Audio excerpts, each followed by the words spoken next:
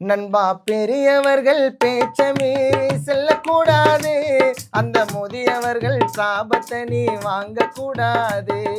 வேலையில்லாத சோம்பேறியா தூங்கக்கூடாது, உன் தந்தை தாய் கஷ்டத்துல வாழக்கூடாது.